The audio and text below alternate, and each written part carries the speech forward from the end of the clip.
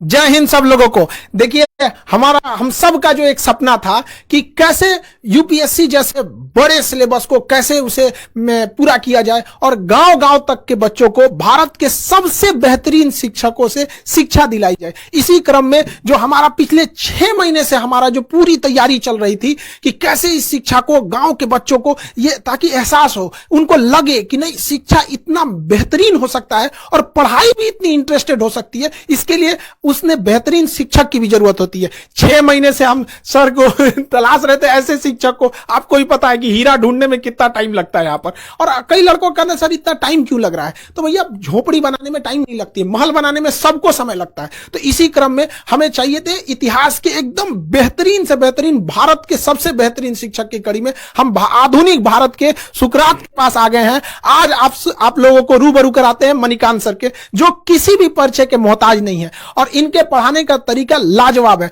पढ़ने के बाद लड़कों को फील होने लगता है कि नहीं, अब तो हमारा सिलेक्शन पक्का होने वाला है। तो भारत के सबसे बेहतरीन शिक्षक से पढ़ने का आपको मौका मिल रहा है और हम खुद गौरवान्वित महसूस कर रहे हैं कि आधुनिक भारत के सुकरात के साथ आज हमें यहां मौका मिल रहा है। आप लोगों को भी यह मौका मिलेगा और आप लोग समझेंगे कि कैसे भारत का अब निर्माण होगा। क्योंकि जो विशाल अखंड भारत की जो परिकल्पना थी, वो जैसे हमारा उस समय अखंड भारत चाणक्य जैसे विद्वानों से बना था, उसी तरह अब हमें आगे बढ़ना पड़ेगा हम सब लोग को। उस समय एक चंद्रगुप्त मौर्य ने देश को जोड़ा था, लेकिन आज हजारों चंद्रगुप्त मौर्य की जरूरत पड़ेगी। और इसी सिलसिले में इतिहास पढ़ाने के साथ साथ इतिहास रचने वाले मणिकांत सर से आप रूबरू हुइए और समझिए कि कैसे कैसे आगे चीजें चलेंगी। सर,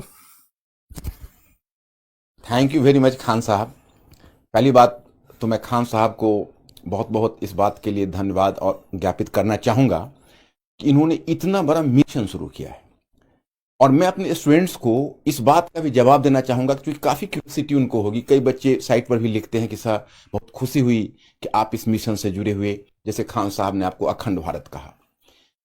मैं आपको इस बात का अभी मैं आपके साथ कुछ शेयर करना चाहता हूँ, क्योंकि मेरे स्टूडेंट्स, मेरा अपना मानना है और जो खान साहब का भी मैं देख रहा हूँ, इनका भी यह प्रिंसिपल रहा है कि मैनेजमेंट और स्टूडेंट्स के बीच, टीचर्स और स्टूडेंट्स के बीच कंप्लीट ट्रांसपेरेंसी होनी चाहिए।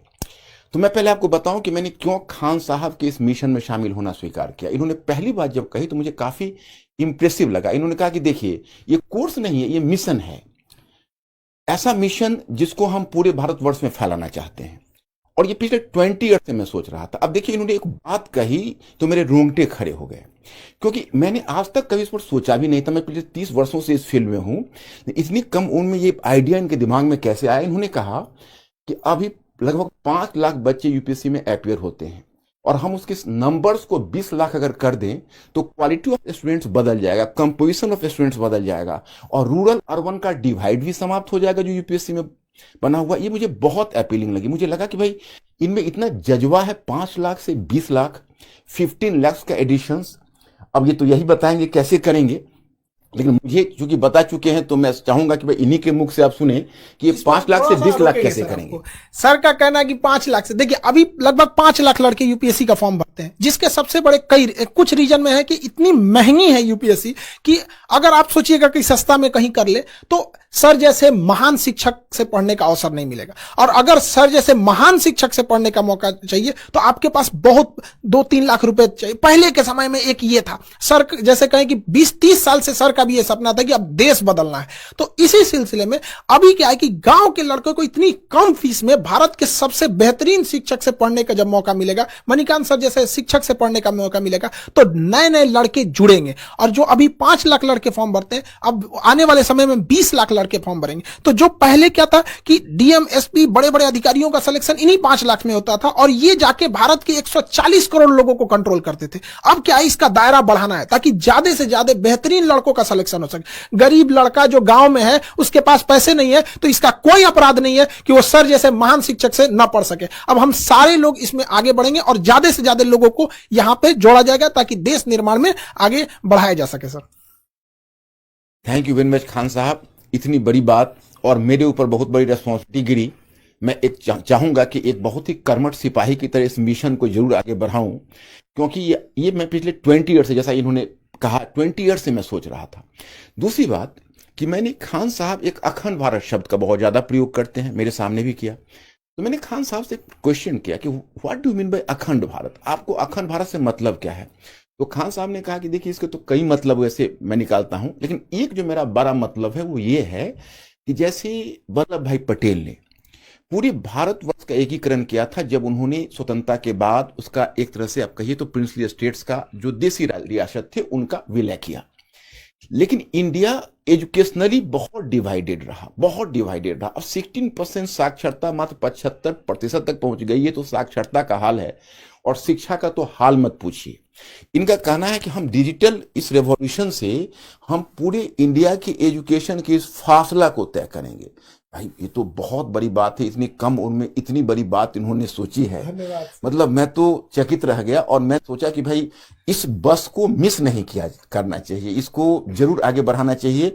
और इतने बड़े मिशन में मैं और लोगों को भी कहूंगा, मैं सारे शिक्षक समुदाय से अपील करूंगा कि इस मिशन में आए। ये बहुत बड़ा मिशन होगा और इससे सेटिस्फैक्शन मिलेगा, हर आदमी को जीवन में एक मीनिंग मिलेगी। तो और दूसरा तो ये दो इनका मुद्दा रहा और इसी वजह से मैं इस प्लेटफॉर्म पर हूं। तो मुझे लगता है कि मेरे स्टूडेंट्स लोग अभी मेरे इस क्वेश्चन का मतलब their question has already been answered. चलिए आप लोगों ने तो सुना होगा भाई, अभी मैं जुड़ा हूं और मेरे कुछ बंधुवर और भी अच्छे शिक्षक जुड़े हैं। मेरा विश्वास है और जब मैं इनकी आंखों में देखता हूं तो मेरा विश्वास और भी बढ़ जाता है, क्योंकि मैंने इतना ऑप्टिमिस्टिक इंसान अपने लाइफ में बहुत कम देखा है। ये पूरे भारतवर्ष के संदर्भ में बोलते हैं, यही अपने आप में आज तक मैं कभी ये शब्द के लिए हिम्मत नहीं जुटा पाया था, लेकिन आप इनके साथ मिशन से जुड़कर मैं भी अब हिम्मत जुटा पा रहा हूँ। सर आप लोगों की बहुत जरूरत है देश को। देश को बहुत ज्यादा जरूरत है समाज की अंतिम पीढ़ियों को, और हम इतना विश्वास दिलाते हैं कि आप लोगों को ना एक इतिहास पढ़ने के साथ साथ इतिहास रचने का मौका मिलेगा। और सर यही बच्चे निकलेंगे और बदलेंगे। कि कभी कहा जाता है कि हिंदी मीडियम के लड़कों का रिजल्ट नहीं हो रहा है, ये बड़ा चीज है। अरे हिंदी मीडियम के लड़कों को आपने मौका कहां दिया? वहां पर गरीब बच्चा जो गांव के सड़कों पे घूम रहा है, तो ऐसा थोड़ी है कि उसके पास योग्यता नहीं है, अरे उसके पास पैसे नहीं है। अब कोई बाधा नहीं आएगी सर। लड़कों का तो कई लड़कों का कहना है कि सर आ गया अब हम तो कोई किला उखाड़ देंगे। देखिए खान साहब ने दो बातों को मैं कहना चाहूंगा। खान साहब का एक मुझे प्लान बहुत अच्छा लगा, जैसे एक हिंदी मीडियम तो रहेगा, लेकिन मैंने एक देखा खान साहब कि हिंदी मीडियम में जो बच्चे होते हैं उनके मन में कहीं ना कहीं अंग्रेजी के लिए एक ऐंठन होती है। और आप ग्रामीण क्षेत्रों में ऐसा देखेंगे कि इंग्लिश लोग लिख लेते हैं लेकिन इंग्लिश बोल नहीं पाते हैं। आप गौर करके देखेंगे इंग्लिश समझ लेते हैं लेकिन इंग्लिश में अगर उनको एक्सप्रेस करने के लिए कहा जाता है तो दिक्कत होती है। तो वैसे लोग जो इंग्लिश लिख सकते हैं, आज की तारीख में जब इंटरव्यू में भी उनके पास चॉइस है कि हिंदी इंग्लिश किसी में डिलीवर कर सकते हैं, और अगर वो इंग्लिश लिखने की स्थिति में है तो उनको शिक्षा देने के लिए आपने जो इंग्लिश वाला आइडिया दिया है ये बहुत अच्छा। इन्होंने 3 स्टेज में लाया है, एक कहा है हिंदी मीडियम, दूसरा इंग्लिश और तीसरा इंग्लिश, प्योर इंग्लिश, ताकि वैसे बच्चे जो प्योर इंग्लिश वाले हैं साउथ इंडिया, क्योंकि जब अखंड भारत को करना है तो अगर आप केवल हिंदी में रहेंगे तो खंडित भारत हो जाएगा। तो उसको अखंड भारत करने के लिए आपको गैर हिंदी प्रदेश में भी जाना पड़ेगा। तो ये भी एक लॉन्ग टर्म प्लान है। और इस संदर्भ में अब आप कुछ कहना चाहेंगे? तो सर एक चीज हम जरूर पूछना चाहेंगे सर कि ये आपके जो पढ़ाने का एक नया यूनिक मेथड जो है, इतिहास को इतिहास तक सीमित न रख के उसे वर्तमान परिदृश्य से जोड़ना, उसे भौगोलिक दृष्टि से जोड़ना, अंतर्राष्ट्रीय संबंधों में ऐतिहासिक घटनाओं का क्या असर पड़ा उस सब चीजों को जोड़ना। जैसे एक छोटा सा एग्जाम्पल के तौर पर चाइना जो है जापान के प्रति इतना ज्यादा एग्रेसिव क्यों है? लोगों को तो दिख रहा है, सबको दिख रहा है कि चाइना जापान के प्रति स्पेशली बहुत एग्रेसिव है, लेकिन वो इतिहास की उस घटना को नहीं देख रहे हैं कि जापान द्वारा मंचूरिया पर क्या हुआ था। तो ये जो चीजें आप जोड़ते हैं ना, ये लड़कों के लिए बहुत बेहतरीन साबित होगा। सर इसके लिए थोड़ा सा बताइए कि लड़कों में ये भी क्यूरियोसिटी रहती है कि यार ये सर हमसे तो कर रहे थे कि आप पहले क्यों नहीं लाए, जो लड़के थे कि सर हमको भी ये मौका मिला रहा था। तो सर ये जरूर बताइए वो यूनिक तरीका से। अब माय स्टूडेंट्स, अब इसमें मैं जो खान साहब ने जो क्वेश्चन किया है उसमें मैं एक चीज में और भी जोड़ना चाहूंगा, फिर मैं इसका भी रिप्लाई कर रहा हूं। मैंने खान साहब से पहला क्वेश्चन किया था, इन्होंने जब अपनी फी को 7500 रखी, मैंने कहा कि खान साहब कहीं आपका ध्यान क्वांटिटी पर ही तो नहीं है, क्वालिटी, कहीं ऐसा तो नहीं कि क्वालिटी के साथ कोई कॉम्प्रोमाइज होगा? क्योंकि क्वालिटी के मामले में बहुत ज्यादा सेंसिटिव रहा हूं। सर यहाँ हम आपको रोकेंगे यहाँ पर। एक बात बताइए, लड़के लोग जहाँ पे सर खड़े रहेंगे वहां पे क्वालिटी के बारे में अगर कोई डाउट कर रहा है तो फिर उसको एक बार पुनर्विचार करना चाहिए कि वो किस दुनिया में जी रहा है सर। तो आपका रहना एक इतने बड़े चीजों का बनना ही अपने आप में इस बात का प्रमाण है कि क्वालिटी तो बेस्ट रहेगी, बेस्ट में भी सबसे बेस्ट, कि लड़कों को लगने लगेगी पढ़ने के बाद मेरा तो हो ही जाएगा सर। यही इनका जो ये उत्तर था मेरे बहुत सेटिस्फैक्टरी लगा। इन्होंने उस वक्त इन्होंने हमसे एक सवाल किया, कहा कि अच्छा ये बताइए सर, आपका जो method of teaching of history है वो यूनिक कैसे है? तो मैंने इनको जवाब दिया कि देखिए, मैंने इसमें कोई यूनिक, लोग इसलिए मानते हैं कि वो एनसीईआरटी पुस्तक के इंस्ट्रक्शन को नहीं समझ पा रहे हैं। एनसीईआरटी पुस्तक में जो क्लास 6 से लेकर 12 तक आप जाएंगे, एक प्रीफेस का पेज होता है, उसमें एक स्पष्ट क्लियर कट एक इंस्ट्रक्शन है। उसमें यह है कि पहला कि देखिए आप मतलब you have to discourage the rote learning among students and try to activate their pattern of thinking. मतलब स्टूडेंट्स में आप सोचने की प्रवृत्ति को विकसित करिए और रटने की प्रवृत्ति को हतोत्साहित करिए। वो तब संभव है कि जैसा कि अभी खान साहब ने कहा कि जापान और अगर चाइना का वर्तमान कॉन्फ्लिक्ट है तो उसको हम अतीत में ले जाएं, अतीत को वर्तमान में लाएं, तो बच्चों में स्वयं एक्टिवेट हो जाता है सोचने की प्रवृत्ति। दूसरी बात क्या है कि आपके एनसीईआरटी में लिखा हुआ है कि विभिन्न विषयों के बीच की दीवारों को तोड़कर एक अंतर अनुशासनात्मक दृष्टिकोण विकसित करिए। वही मैं करता हूं। अब हिस्ट्री है तो हिस्ट्री को इंटरनेशनल रिलेशन से, इंटरनेशनल इकोनॉमी से, अब तो जो हमारी टीम है, अब हमारी जो टीम है अपने और बंधुवर हैं, हम लोग साथ बैठेंगे, हम तो काफी एक्साइटेड हो रहे हैं कि हम इस पैटर्न को ही चाहते हैं चेंज करना। अभी यूपीएससी में खान साहब क्या हो रहा है कि अलग अलग बच्चे अलग अलग पढ़ते हैं विषय। नौबत यह है कि बच्चों की स्थिति उस तबले की तरह हो रही है जिसको अलग अलग लोग धुन बजा के चले जाते हैं। हम चाहेंगे वो सिंक्रोनाइज करे सारे ट्यून, और वो तभी होंगे एक टीम वर्क की तरह। जैसे आप वॉलीबॉल टीम देखते हैं, फुटबॉल टीम देखते हैं कि एक पास दे रहा है, दूसरा गोल कर रहा है, so that should be A complete team. तो मैं आपको बताऊं कि यह चीज इन्होंने मुझे कहा कि बिल्कुल ठीक है, ऐसे इसको ले चला जाए, और इस बात से काफी एक्साइटेड हुए। तो एकेडमिकली मुझे बहुत सेटिस्फैक्शन मिला इनके इस प्रोग्राम से, और बाकी तो आपको खान साहब बताएंगे। एक चीज लड़कों से कहेंगे, देखो भाई सर के मुस्कुराहट पे मत चले जाना। यहाँ पे जितने लोग हम लोग सेलेक्ट करेंगे ना, देखिए हम लोग का एक प्लान है कि लड़के जो हैं जब आप क्लास करेंगे तो उसमें ऑटोमेशन इतना लेवल रहेगा कि वो आपका खुद चेक कर लेगा कि आप कितने लेवल पे हैं, कितना मेहनत कर रहे हैं। जब आपसे टेस्ट लिया जाएगा तो उसका रिकॉर्ड हमारे सर्वर पे रहेगा कि आप कितना अच्छे से टेस्ट देते हैं, कितने अच्छे से पढ़ते हैं।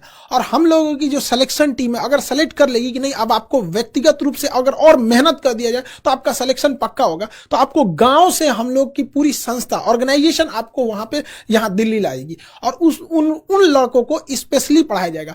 और जिन लड़के सर के आएंगे ना ये सर के अंडर में, तो सर अभी भले मुस्कुरा के आपको बता रहे हैं, लेकिन जब पढ़ाने के टाइम पे उतरते हैं ना सर, तो लड़कों को इस तरह से, जिस तरह गन्ना का रस कैसे निचोड़ लिया जाता है वैसे निचोड़ लिया जाता है। हमसे कह रहे थे कि खान साहब लड़कों को बस खाने के लिए और सोने के लिए छूट देना है, अब बाकी यहीं ले आके पढ़ना है, तब जाके भारत बदलेगा। तो याद रखिए वो कमर कस लीजिएगा, ऐसे मेहनत करने वाले हैं। यहाँ सर बहुत आराम से कर रहे हैं, लेकिन जब सर पढ़ाने उतरते हैं ना पूरी टीम हिल जाती है आप।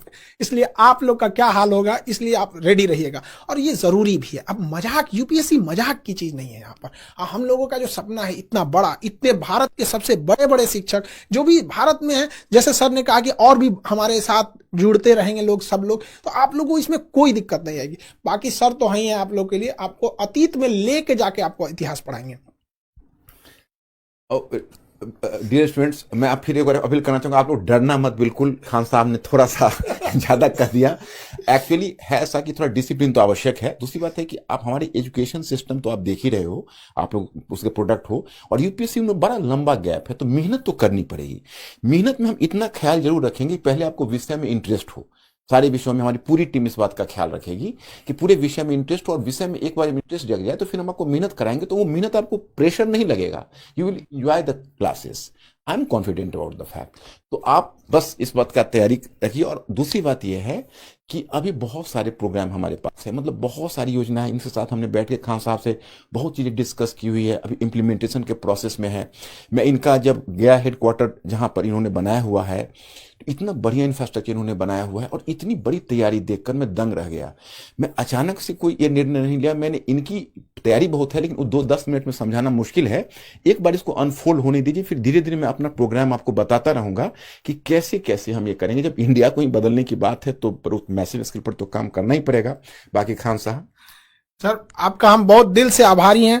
आप इस भारत को बदलने में एक महत्वपूर्ण सेनापति के रूप में अपनी भूमिका निभा रहे हैं। और देशवासियों को भी हम कहना चाहेंगे बाबू कि जिन लड़कों को ऐसे गांव में बैलगाड़ी पर जीवन बिता दिए, अपने गांव का सर लड़का मेहनत करके, एक हमारे यहाँ लड़का आया था सर पढ़ने, वो नदी से बालू निकाल के भरता था और उस पैसे से फीस देता था। हम कहे कि भैया ये फीस लेके हम भगवान को क्या मुंह दिखाएंगे, तुम सफल हो जाओ, यही मेरा सबसे बड़ा फीस है। तो जो लड़के इन बैलगाड़ी पे जीवन बिता दिए ना, हम आप बच्चों को कहते हैं मन लगा के पढ़ाई कीजिए। आपके माँ बाप को हम इस एम्बेसडर में ना घुमा दिए, हम लोग का ये सपना है, तब आप कहिएगा। अब वो गया जमाना, अब राजा का बेटा राजा नहीं बनेगा, राजा वही बनेगा जो उसका काबिल होगा, हकदार होगा। अब इस अखंड भारत के निर्माण में आप सब लोग लगे रहिए और आने वाली पीढ़ियों को ये बताइएगा कि जब ये भारत को बदला जा रहा था तो उस कड़ी में हम लोग भी शामिल थे। आई होप आप सबको समझ में आया होगा और बहुत जल्दी हम लोग इस चीजों को जुड़ते रहे। यूपीएससी बहुत बड़ी चीज है। अब इतनी कम 7 से 8 हजार की फीस में अब सोचिए 2-3 लाख वाले फीस को इतना सप्रेस किया गया। इसमें हम सर का भी बहुत बड़ा आभारी हैं, जो सर इतने बड़े मिशन में एक सेनापति के रोल निभाने के लिए आगे आए। अब बाकी आप लोग अपनी तैयारी के लिए अब निश्चिंत रहिए। अब गांव का हर एक लड़का पढ़ाई करेगा। इंग्लिश मीडियम वाले लड़के, आप लोगों के लिए भी सेपरेट बैच रहेगा। साउथ इंडिया के लड़कों को हम छोड़ कैसे सकते हैं? अखंड भारत में साउथ इंडिया छोड़ दे तो अखंड भारत कहां रह गया? वहां पे सबको जोड़ा जाएगा और हम कोशिश करेंगे इस व्यवस्था को और बेहतर निरंतर कैसे बनाया जा सके। आई होप आप समझे होंगे। मिलेंगे नेक्स्ट क्लास में। जय हिंद।